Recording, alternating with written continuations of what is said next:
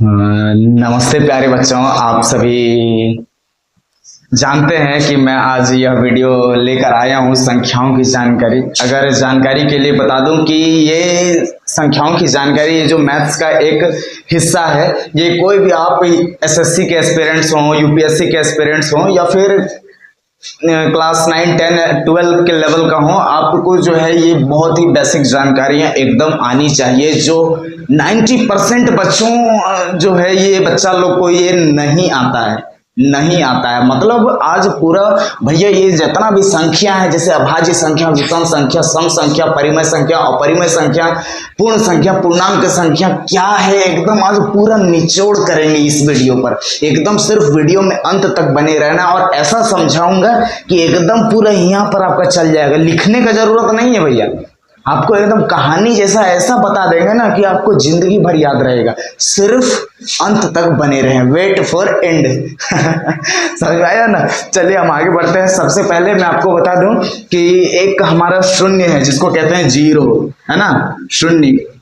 सबसे पहले मैं आपको पूछूं भैया कि ये शून्य है, तो ये शून्य का आविष्कार किसने किया? शून्य का आविष्कार किसने किया, है ना? शून्य का आविष्कार किसने किया? ये तो आप कह देंगे आर्यभट्ट, लेकिन हम आपको कहानी जैसा कैसे समझाएंगे ये अभी नहीं पढ़ाएंगे, इसको एक लाइन के बाद पढ़ाते हैं, एक संख्या के बाद। देखिए कैसे कहानी जैसे आपको समझ में आएगा। सबसे पहले मैं आपको एक पहला जो संख्या है जिससे हमारा पूरे ये ब्रह्मांड जो है उसी के आधार पर चलती है, उसी के फॉर्मेट पर, उसी के बेसिस पर चलती है, तो उसका नाम क्या है? सबसे पहला नाम है भैया प्राकृत संख्या। सबसे पहला नाम है हमारा प्राकृत संख्याएं। अब कहेंगे भैया कि इस प्राकृत संख्या का आवश्यकता क्यों पड़ा? जैसे हम जानते हैं कि प्राकृत संख्या किसे कहते हैं? गणन की संख्या को या गिनती की संख्या को प्राकृत संख्या कहते हैं। लेकिन ये हमको गिनती की आवश्यकता क्यों पड़ी? तो आप क्या कहेंगे? गिनती की आवश्यकता, जैसे पहले भैया मैं आपको थोड़ा हिस्टोरिकल बैकग्राउंड में लेके चलूं कि भैया जो है पहले हम जानते थे कि जितने भी मानव थे, पहले मानव सभ्यता उतना विकास नहीं हुआ था। लोग पहले नग्न वस्त्र में रहते थे, मतलब नंग धड़ंग रहते थे। उस समय पहले वस्त्र नहीं पहना करते थे। और फिर जैसे जैसे मानव सभ्यता जो है विकास हुआ, जैसे जैसे मानव सभ्यता का अपना घर बना, एक नियोजित रूप से एक नहान रूम बना, एक लैट्रिन बाथरूम का रूम बना, तो क्या हुआ? लोग धीरे धीरे विकास होने लगा। होने के उपरांत क्या हुआ? होने के उपरांत जो है वो लोग सोचने लगा कि हमारा अगल बगल में कई गो पेड़ है, 1 गो 2 गो 3 गो 4 गो 5 गो 6 गो 7 गो 8 गो 9 गो। तब लो भैया, अब धीरे धीरे जब मानव का विकास होगा तो 1 2 3 4 5 6 7 8 9 वाला पूरा संख्या को क्या नाम दे दिया गया? क्या नाम दे दिया गया? तो क्या कहना है आपको? प्राकृत संख्या कहना है। मतलब गिनती की संख्या को प्राकृत संख्या कहते हैं। समझ में आया? समझ में आया? लिख देता हूं भाई साहब। गिनती की संख्या को, गिनती की संख्या को प्राकृत संख्याएं कहते हैं।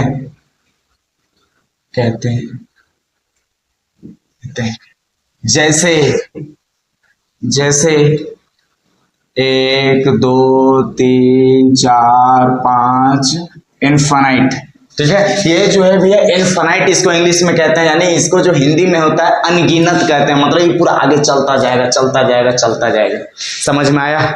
आप सिर्फ मुझसे प्रॉमिस करो कि महोदय जी, कि महोदय मैं आपको 1 घंटे आपके नाम समर्पित कर देता हूं। मैं आपको पूरा अपना शरीर, पूरा अपना दिमाग में आपके नाम, मतलब आपके हवाले कर देता हूं। मैं आपको गारंटी के साथ कहता हूं कि संख्याओं से जुड़ी कोई भी ऐसा जानकारी अगर आप वंचित होंगे तो आपको एक पॉइंट्स, एक चीज क्लियर होता जाएगा। ये गारंटी है आपके महोदय का। अंत तक सिर्फ बने रहिए। अब देखो भाई, जैसे कि 0 1 2 3 4 5 हो गया, 0 नहीं। अब देखो जैसे कि हम यहाँ पर आगे बढ़े कि 1 2 3 4 5 6 7 8 9, 9 के बाद क्या आ गया? ए भैया 9 के बाद तो ये लटक रहा है जी, 9 के बाद तो आ गया 10। अब बताइए, अब जो है यहाँ पर 10 का आवश्यकता पड़ रहा है। तब यहाँ तो भैया 1 तो है, लेकिन 0 कहाँ है? 0 बा, 0 हिया नहीं खे, तो 0 नहीं खे तो का हुई? 0 के राखे खातिर दोसर संख्या बनावे के पड़ी, बुझला नु? तो दोसर संख्या कैसे बनेगा? अब देखिए दोसर संख्या सबसे पहले अब हम जानते हैं कि शून्य का आविष्कार किसने किया था, है ना? अब देखो ये पहला पॉइंट नोट कर लो भाई कि शून्य का आविष्कार, शून्य का आविष्कार किसने किया था? तो क्या कहना है, शून्य का आविष्कार किसने किया? तो आर्यभट्ट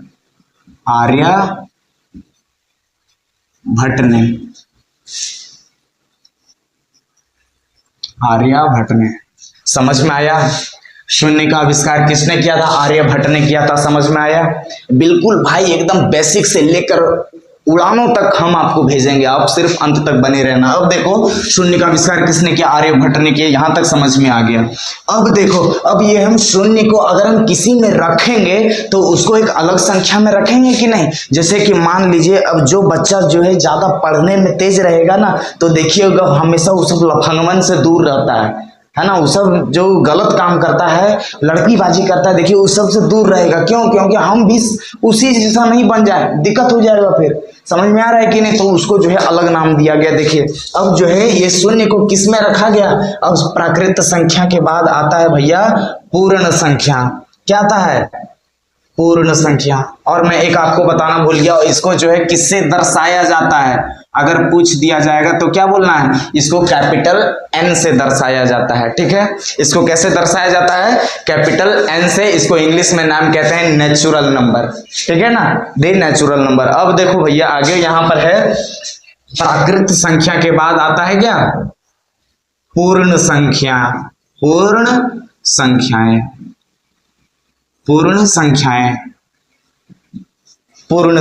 समझ में आया? अब आइए देखते हैं कि भैया ये तो हमारा था कि गिनती की संख्या को प्राकृत संख्या कहते हैं, लेकिन ये पूर्ण संख्या को क्या कहेंगे? पूर्ण संख्या को क्या कहेंगे? यानी कि ये गिनती की संख्या में शून्य को मिला देने पर, या फिर आप ऐसा कह सकते हो भैया, चलो लिखते हैं प्राकृत संख्याओं के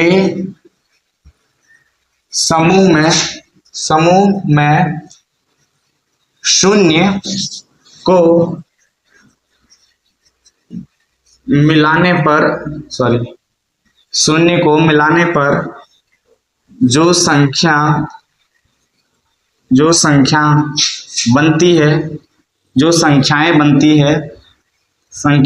बनती है उसे पूर्ण संख्या कहते हैं। उसे पूर्ण संख्याएं कहते हैं।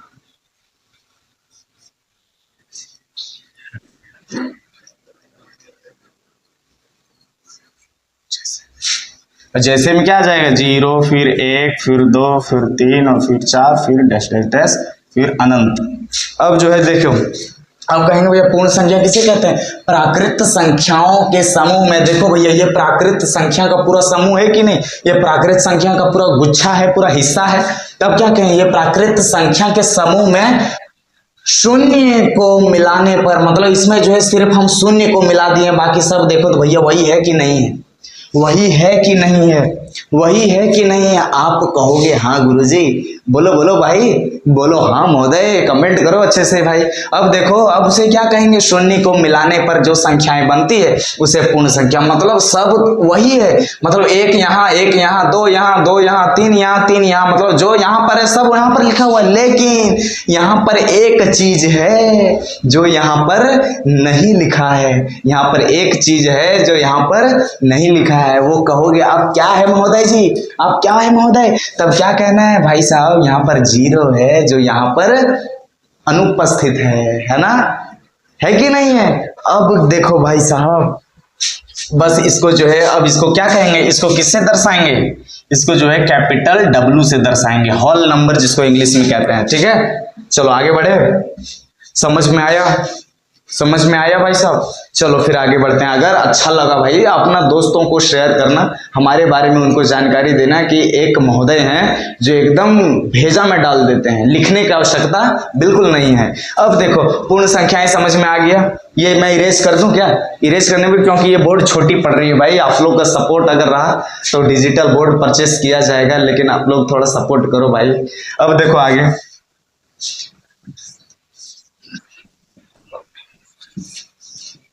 सॉरी भाई मैं मिटा दिया हेडिंग चलो कोई बात नहीं।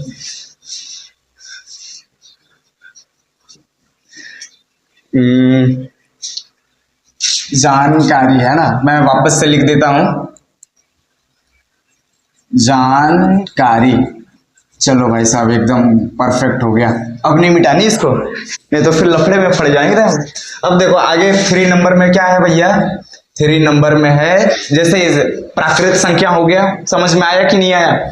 अब देखो ये पूर्ण संख्या हो गया। अब पूर्ण संख्या के बाद अब फिर जैसे जैसे मानव सभ्यता का विकास हुआ, चलो 1 0 1 2 3 4 5 6 7 8 9 10 11 12 13 14 15 16 ऐसा लोग गिनते गया। अब जो है भैया हम प्लस वाला संख्या तो हम गिन लें, लेकिन अब बहुत आदमी जो है ये हिमालय साइड में, जम्मू कश्मीर साइड में अब जब घूमने के लिए गया, और घूमने के उपरांत तो देख रहा है भैया कि झारखंड में है तो बड़ी गर्मी ऐसा लग रहा है हो, यहाँ जम्मू कश्मीर अइला से इतना ठंडा कैसे लागेला। तब जो है वहां पर माइनस की संख्याओं के बारे में पता चला। वहां लोग कहा रे भैया जब वहां प्लस 30 डिग्री जो है सेल्सियस डिग्री है, हमारा इतना गर्मी है, तो वहाँ माइनस में 10 डिग्री, माइनस में 15 डिग्री वहाँ इतना ठंडा रहता है। तब जाकर के जो है माइनस की संख्याओं का पता चला। तब जो है इसको अब माइनस वाला संख्या को एक नाम अलग देंगे कि नहीं देंगे भाई साहब, एक नाम अलग देंगे कि नहीं। अब देखो 3 नंबर में हमारा इसको कहते हैं, इसको क्या कहते हैं, पूर्णांक, पूर्णांक। ठीक है, पूर्णांक कहते हैं। अब कहोगे भाई साहब पूर्णांक किसे कहते हैं, है ना, पूर्णांक किसे कहते हैं, तब क्या कहना कि पूर्ण संख्याओं के समूह में, पूर्ण संख्याओं के समूह में ऋणात्मक संख्याओं को मिलाने पर जो संख्या बनती है उसे पूर्णांक कहते हैं। लिखो भाई साहब, पूर्ण संख्याओं के समूह में ऋणात्मक संख्याओं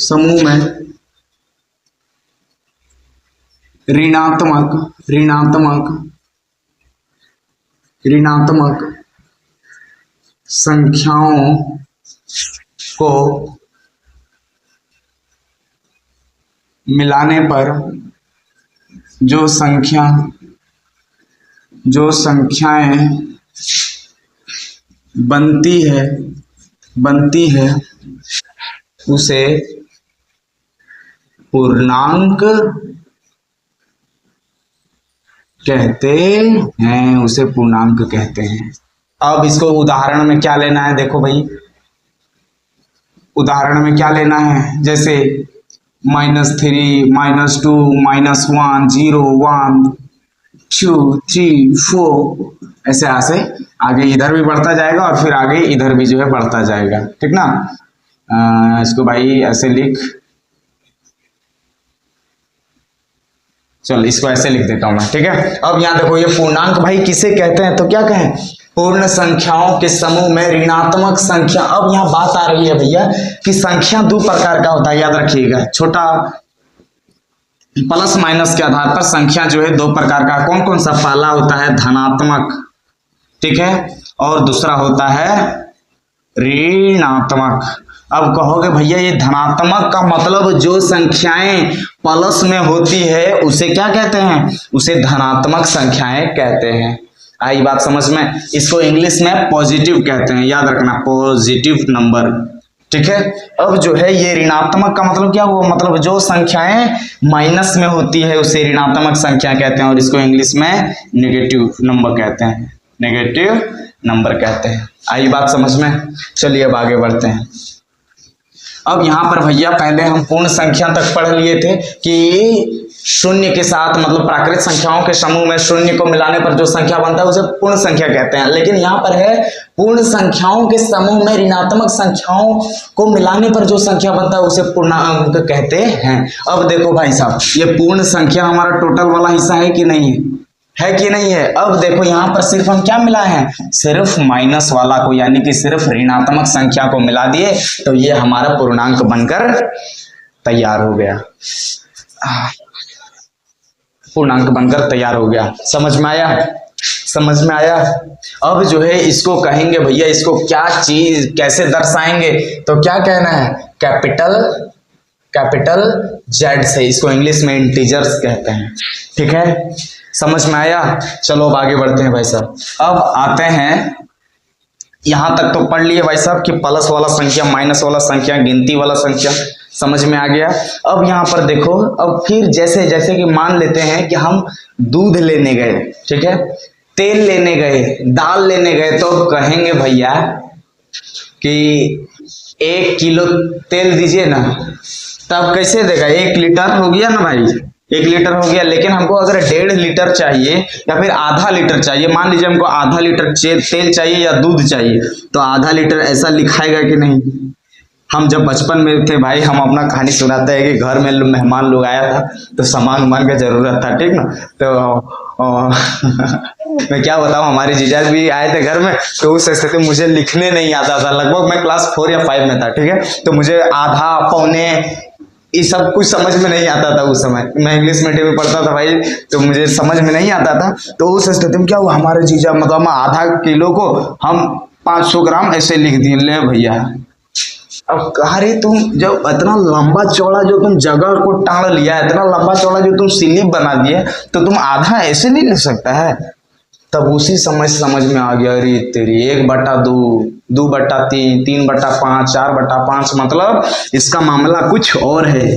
इसका मामला क्या है, तो फिर ये वाला जो बट्टे वाली जो संख्या है, जो बट्टे वाली जो संख्या है, जो बट्टे वाली जो संख्या है, जैसे 1/2, 2/3, 3/5, ये सब संख्याओं को एक अलग हिस्सा में रखा गया, एक अलग समूह में रखा गया, और उसी समूह का नाम क्या है, परिमेय संख्या, रेशनल नंबर्स। ठीक है, चलो अब आगे बढ़ते हैं भाई साहब। देखो परिमेय संख्या किसे कहते हैं, 4 परिमेय संख्याएं। ठीक है, समझ में आया ना बच्चा, एक लाइक कर दे भाई अपने प्यारा सा महोदय के लिए। चलो अब आगे देखो भाई, ऐसी संख्याएं, ऐसी संख्याएं जिन्हें P/Q के रूप में व्यक्त किया जा सके, ऐसी संख्याएं जिन्हें P/Q के रूप में व्यक्त किया जा सके, जहां P और Q पूर्णांक हो और Q ≠ 0 हो, उसे परिमेय संख्या कहते हैं। संख्याएं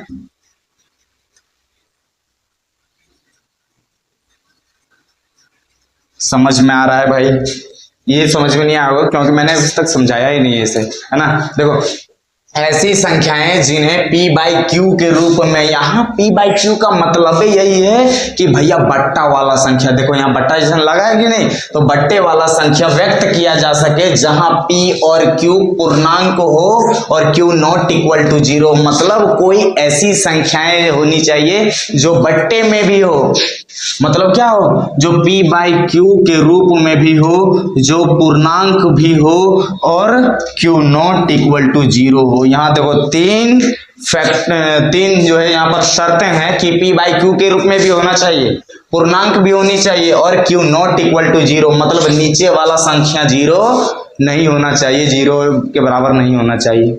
समझ में आया? अब चलो भाई जैसे उदाहरण में दे देते हूं, उदाहरण में क्या, जैसे कुछ भी आप ले सकते हो, बट्टे में होनी चाहिए सिर्फ जीरो छोड़ करके, जैसे 2/3, 5/8, 7/9, कुछ भी हो सकता है वगैरह वगैरह। समझ में आया? समझ में आया? एक लाइक कर दे भाई अपना एक प्यारा सा महोदय के लिए, क्योंकि ये सब को बनाने के लिए बहुत मेहनत की, ऐसा इंटरेस्टिंग वीडियो बनाने के लिए बहुत मेहनत की आवश्यकता पड़ती है, इसमें बहुत समय का खपत होता है। तो मुझे इसमें कोई बहुत बड़ा अर्निंग नहीं हो रहा है भाई साहब, लेकिन मेरा ऐसा सिद्धांत है, मेरा ऐसा मानना है कि हमारे द्वारा पढ़ाया गया सभी को समझ में आए और कुछ नहीं भाई साहब। इसमें क्या मैं कुछ कमा रहा हूँ क्या आप लोगों से? कुछ नहीं, सिर्फ आप लोगों का अथाह प्यार चाहिए, सपोर्ट चाहिए और मैं कुछ नहीं चाहता। अब देखो भाई साहब, यहाँ तक क्लियर हुआ? क्लियर हुआ? जो समझ में नहीं आता है अब हमें कमेंट करना, मैं आपको पुनः वीडियो बनाकर अपलोड करूंगा।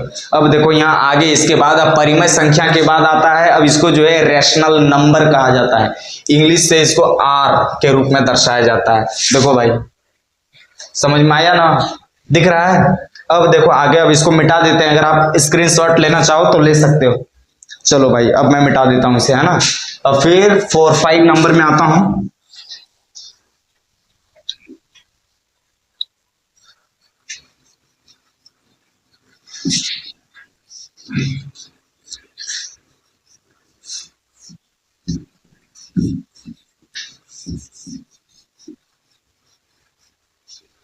अब 5 नंबर में आता हूं भैया, जिसका नाम है अपरिमेय संख्याएं। अपरिमेय संख्याएं, ठीक है। अपरिमेय संख्याएं किसे कहते हैं? तो बस परिमेय संख्या को उल्टा कर देना है भाई, और कुछ नहीं। ऐसी संख्याएं जिन्हें p बाई क्यू के रूप में व्यक्त नहीं किया जा सके उसे अपरिमेय संख्या कहते हैं। वैसी संख्याएं जिन्हें p बाई क्यू के रूप में व्यक्त किया जा सके, सॉरी के रूप में व्यक्त अरे भाई आज हमारा दिमाग कहाँ है। जिन्हें p बाई क्यू के रूप में व्यक्त नहीं किया जा सके, नहीं किया जा सके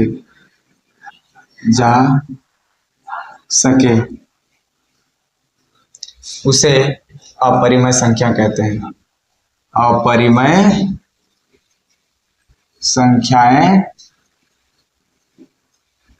कहते हैं। उदाहरण में कहूं तो भाई साहब, जैसे √2, √3, पाई, बस, और बहुत कुछ हो सकता है। अब 6 नंबर में, अब यहां तक समझ में आया ना? ये √2, √3 का एक मैं अलग से वीडियो अपलोड करूंगा, आप देखना, तब आपको क्लियर हो जाएगा, ठीक है। अब आगे भैया अपरिमेय संख्या यहां तक क्लियर हुआ। भाई थोड़ा पानी पी लूं क्या? पूरा गला सूख रहा है, 2 मिनट लेना चाहूंगा।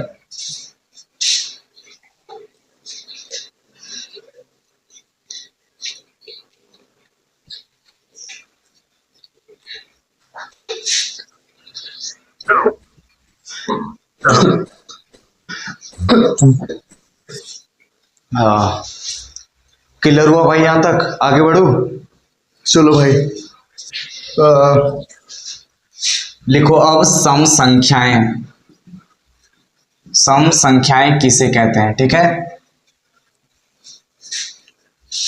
वैसी संख्याएं या फिर ऐसी संख्याएं जो 2 से पूर्णतः विभाजित हो। कैसी विभाजित हो?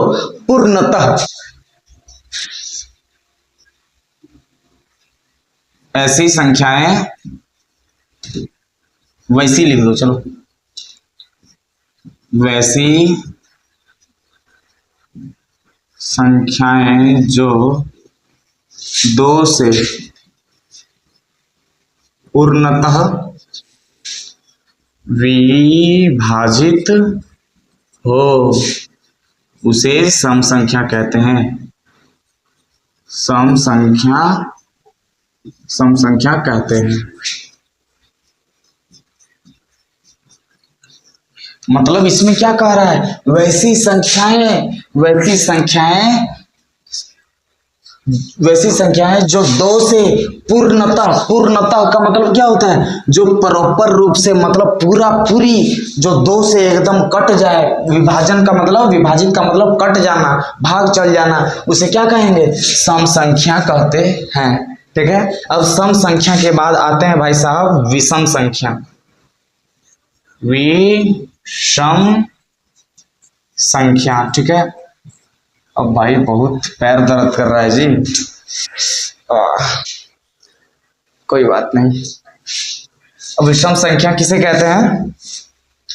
वैसी संख्याएं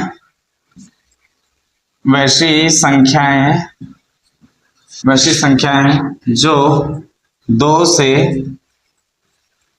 पूर्णतः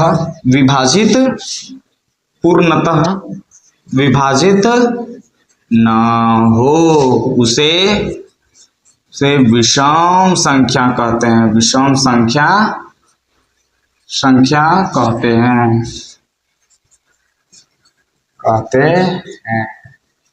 उदाहरण, सॉरी इसमें भी तो उदाहरण हम भुला गए थे ना। लिख लो भाई इसका उदाहरण।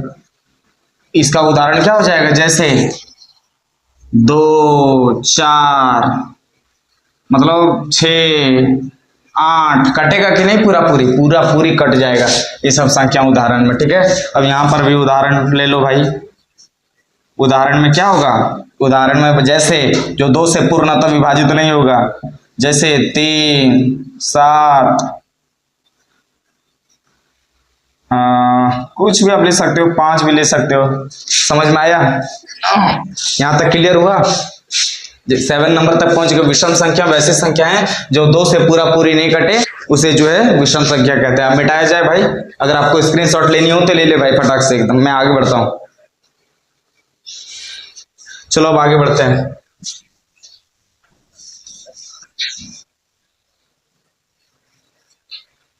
इसमें भाई जैसे घर में पोछा मारना पड़ता है ना, वैसे ये देखो भाई पूरा वैसा ही टू कॉपी है कि नहीं? एकदम लंबा ऐसे घिसते हैं लोग, सब महिलाएं लोग। अरे भाई घर में हम भी करते हैं काम। बहुत मेहनत का काम होता है कढ़ाई मेसना। देखो भाई मैं आपको जानकारी के लिए एक बात बताऊं कि जितना रोटी कमाने में बल लगता है उतना रोटी को बेलने में भी बल लगता है। इसलिए अगर कोई पति अपनी पत्नी को कोसती रहती है कि घर में आखिर तुम करती क्या है, तो उसे आप मेरा वीडियो दिखा देना और कहना कि वाह अरे लाला गजब है तुम। जितना तुमको मेहनत लगता है ना कमाने में, उतना हमको भी मेहनत लगता है गोले रोटियां पकाने में, बेलने में। समझ में आ रहा है कि नहीं? और जल जाएगा, तनी सा मोट हो जाएगा, बोले रोटी बनाने नहीं आता, ऐसा वैसा 10 गो भाषण देना शुरू कर देगा। अरे भाई अपने से बना लो ना, ज्यादा गोल और चरकुट खाना है तब। समझ में आया? अब चलो भाई आते हैं। 7 नंबर हो गया था। अब 8 नंबर में क्या था? सम हो गया, विषम हो गया, अभाज्य आते हैं। अभाज्य संख्याएं।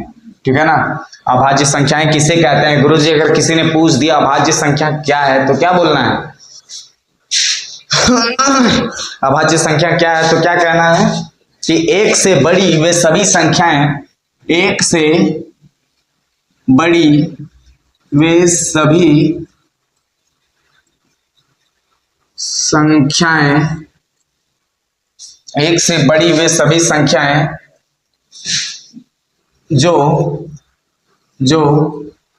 एक से और जो एक और स्वयं से विभाजित होती हो उसे अभाज्य संख्या कहते हैं।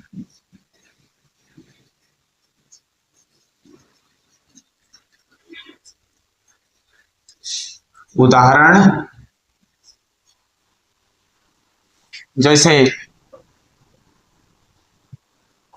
2, 3, 5, 7, 11। यहाँ तक क्लियर हुआ? देख भाई, ये अभाज्य संख्या मतलब एक से बड़ी वे सभी संख्याएं, मतलब यहाँ पर एक संख्या नहीं लिया जाएगा। समझ में आ गया ना? एक से बड़ी वे सभी संख्याएं जो एक और स्वयं से विभाजित हो। जैसे कि मान लो हम जो है 2 को लेते हैं, ठीक है, उदाहरण 2 लिए। अब जो है बताओ, ये कोई भी संख्या से कटेगा? ये जो है एक से ही कटेगा, ये जो है एक से कटेगा या फिर अपने आप से कटेगा। और ये किसी से कट सकता है? ये किसी से कट सकता है? नहीं कट सकता है। लेकिन अगर हम 8 को ले लें भैया, तब अगर हम 8 को ले लें तो सबसे पहले भैया ये 1 से तो कटवे करेगा, 8 से कटवे करेगा, 4 से भी कटेगा। कटेगा कि नहीं कटेगा? कटेगा ना? तब बताओ कितना संख्या से कट गया। ठीक उसी प्रकार यहाँ कह रहा है, एक से बड़ी वे सभी संख्याएं जो एक और स्वयं से विभाजित होती हो उसे अभाज्य संख्या कहते हैं। जैसे 2, 3, 5, 7 है ना, 11। अब देखो आगे 9वां नंबर में क्या है भैया? भाज्य संख्या। 10 तक बताऊंगा, इस बाद ये वीडियो कंप्लीट हो जाएगा। देखो भाज्य संख्या, ठीक है। भाज्य संख्या किसे कहते हैं? वे संख्याएं जो एक और वे सभी संख्याएं जो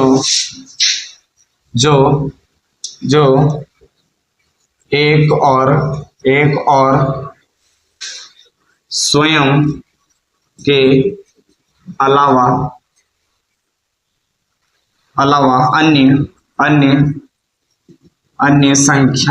अन्य संख्याओं से विभाजित होती हों उसे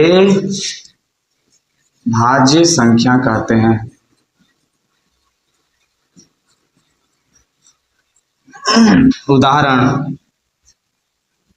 उदाहरण बड्डी हो सकता है, जैसे 6, 8, 10, 15, बहुत कुछ।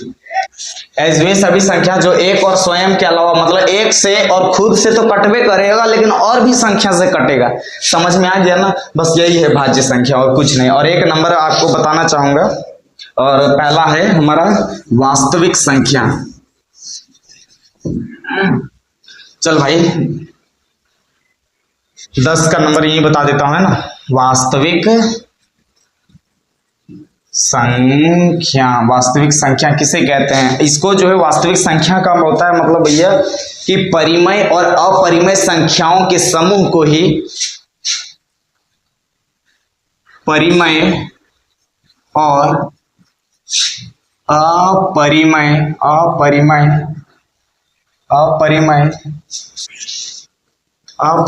संख्याओं के समूह को ही वास्तविक संख्या कहते हैं। उदाहरण में सब कुछ हो जाएगा, जितना कुछ था हमारा, जैसे √2, √3, 3/2, 5/8, 0, ठीक है ना। और आपको थोड़ा सा हम बता दें जानकारी के लिए, अगर पूछ दिया जाएगा कि बताओ 0 कौन सी संख्या है, तो क्या कहना है? 0 एक क्या है? 0 एक परिमेय संख्या भी है ना। अब अगर पूछ देगा भैया ये मान लो ये हमारा पूर्णांक है, ठीक है, ये मान लो ये हमारा लाइन है, यहाँ पर दिया हुआ है भैया 0 1 2 3 फिर -1 -2 फिर -3। तो बताओ ये हमारा पूर्णांक संख्या का समूह है। तो इसमें ये जो 0 है, ये 0 किसका है, किसके तरफ होगा, प्लस के तरफ या माइनस के तरफ? तो ये कहना है 0 सिर्फ बीचे में है, ये पूर्णांक नहीं हो सकता। समझ में आया? ये इधर प्लस का है और ना ही माइनस का है। अगर यह वीडियो एकदम पूर्ण विस्तार से विस्तृत रूप से अगर आपको जानकारी अच्छा लगा हो, ये बेसिक जानकारी मैंने बताई आपको, ठीक है। अगर अच्छा लगा हो तो अपने दोस्तों के बीच अवश्य शेयर करना और बताना कि हमारा पढ़ाने का क्या रोल रहा, कैसा रहा। तो जी एक वीडियो अगर अच्छा लगा तो लाइक सब्सक्राइब, बाकी आप तो जानते ही हो, खुद समझदार हो आप। तो thank you for this video. जय हिंद, बाय।